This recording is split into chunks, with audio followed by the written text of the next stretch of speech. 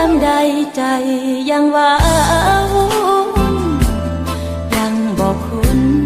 กับการเป็นแค่คนหูจัก